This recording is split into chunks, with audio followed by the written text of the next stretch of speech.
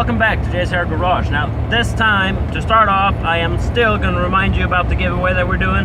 The link is up there, and it is at the end of the video, and it's down there in the description. Go check that out, subscribe, also share the video, and drop a like.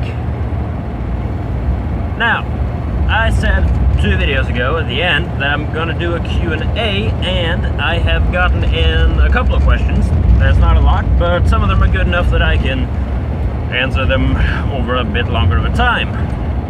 To start off, Dirt 4 Fab. Can you guys change the aspiration on cars? I'd be stacking turbos on everything. Ford used to have a Pinto Ranger single overhead cam 4-cylinder that ripped pretty good. A lot of guys use that motor in circle track stuff. Well, we can change the aspiration, but not legally, no. From what the rules say, we are allowed a, is it 15% increase in power, but that still has to be approved. So if you have a 100 horsepower motor, you can give it 115 and kind of get away with it, but you still have to approve the thing. And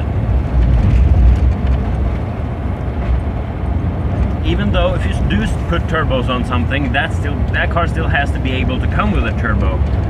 A friend of mine, I mentioned him in a previous video, he has the 940 turbo Volvo. That car is a factory turbo car, but while we rebuilt the engine on that, it was sitting for a long time, and he put test plates on it because he had to go show it for the EU control before he got the license plate back. So he put test plates on it and drove it just to test drive the motor and sort of run it in. And he was stopped by the Norwegian Public Road Administration because they had a routine check just by the side of the road, pulled him over, and they went, "These things never came with a turbo factory." Well, they did, but the person doing that control wasn't the most knowledgeable person. And he had to discuss his way into that it did come with a turbo. Go look it up. And that would have landed him in a lot of trouble, because if that car, we had mounted turbo to that car, and while during our rebuild, and then he started driving it, at that point when he was stopped, he would have, well, not gotten his license plates back before that car was back unturboed. And even at that point, they would probably have something to say to him. About the Pinto 4-cylinder single overhead cam, those are pretty good motors. I mean, Ford used them since the early 70s, over here at least.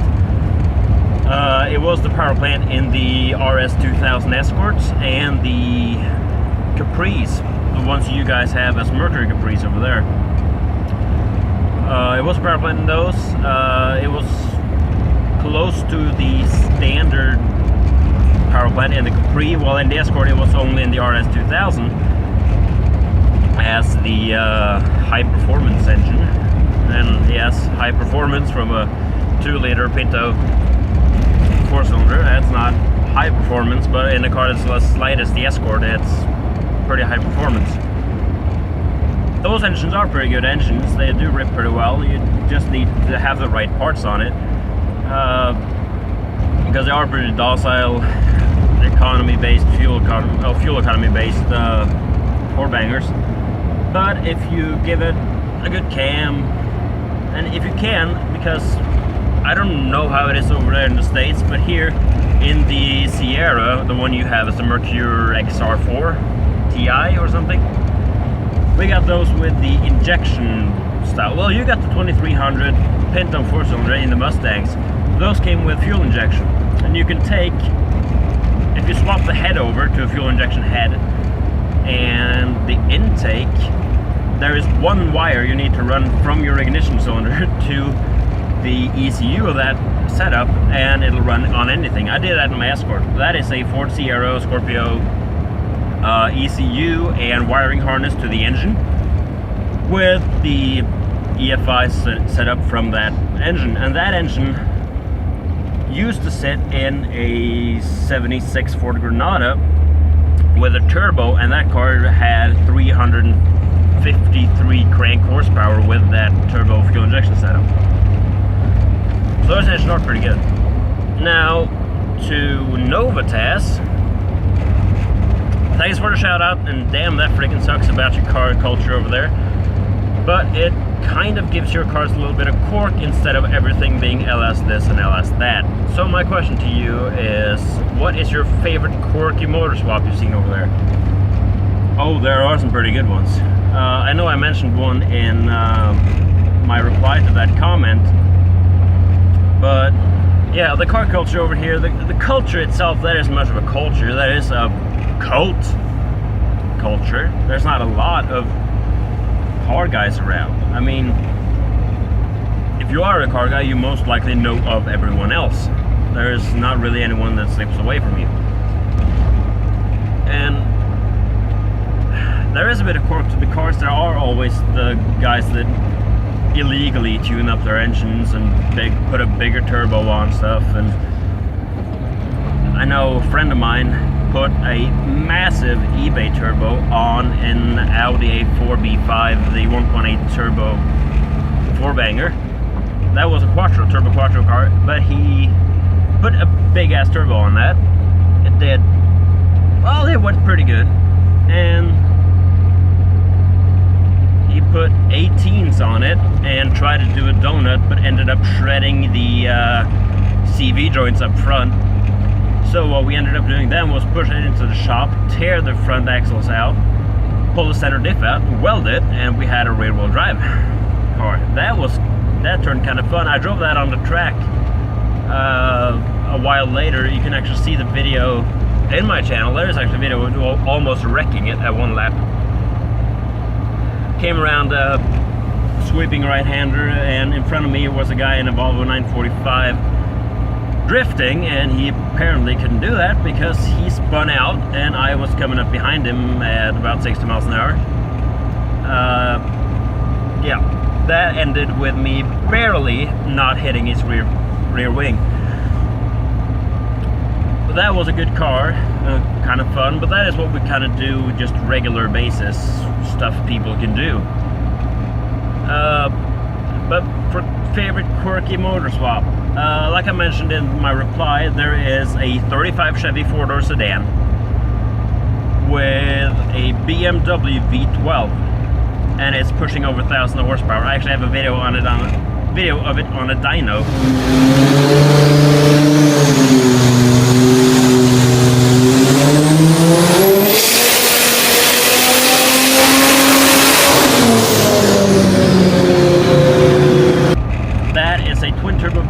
BMW engine putting out 1,000 horsepower in a 35 Chevy, and he has license plates on that car. That is one of them. Also, there is, because, well, this is me and Granadas, there is an 80, well, mid 80s, 83, 84, maybe 82 Granada 4-door sedan with a Koenigsegg CCX engine in it. It is, I think the block is a 4.6 Ford mod motor, and then on top of that there is everything Koenigsegg, twin turbos, pushing on pump gas with 1 point something bar of boost pressure. That car had 1,250 horsepower to the wheels, and then they ramped it up to 2 bar in E85. I don't know what it produced on that, but something tells me it went over 2,000.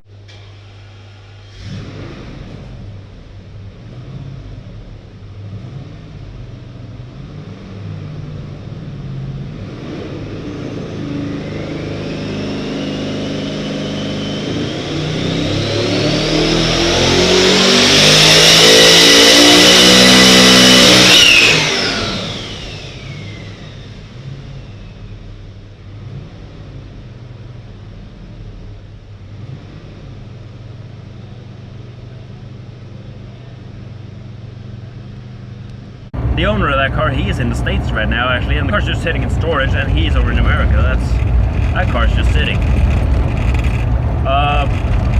Next question. Well, this is not actually a question, but I figured I'd mention it anyway. Matt Brown, it's hard to believe that you guys let your government put such nonsensical vehicle laws. Yep. A Ford 302 with just a few $100 United States dollars can make decent horsepower.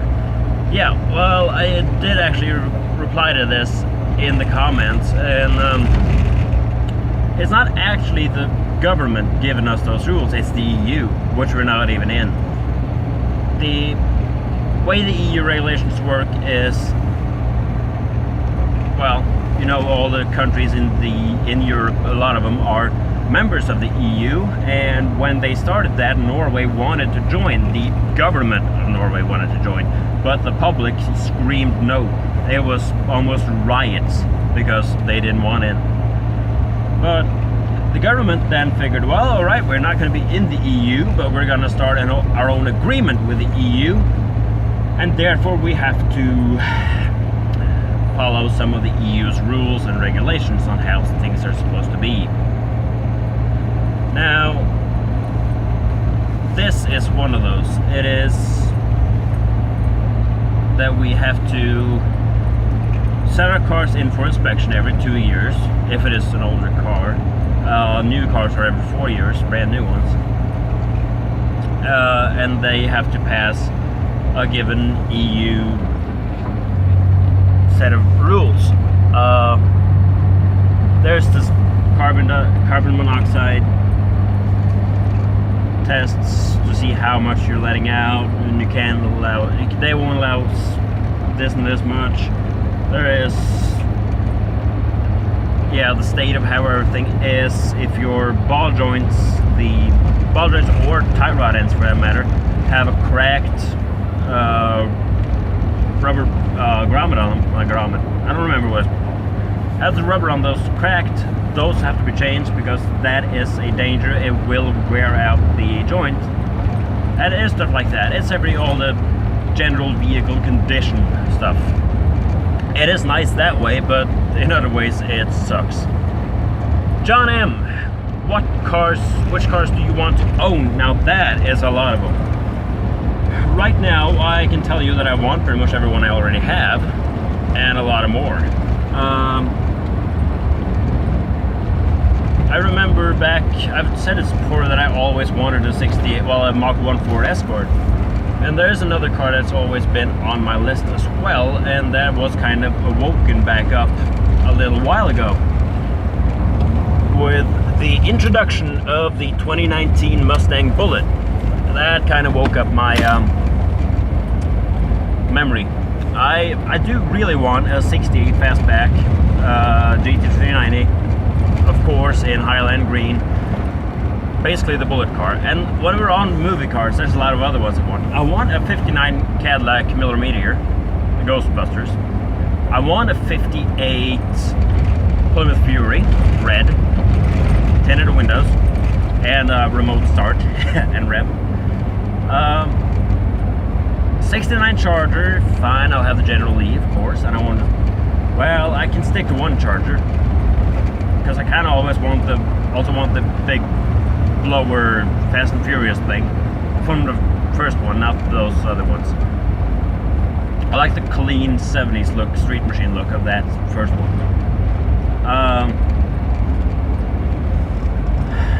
There is probably some part of me that would want some of the other Fast and Furious cars, like the Mustang from Tokyo Drift, the Nissan powered 68 or 67 fastback. Monte Carlo from the same movie, I want that one. I want a lot of movie cars, a lot of cars that I think are really cool.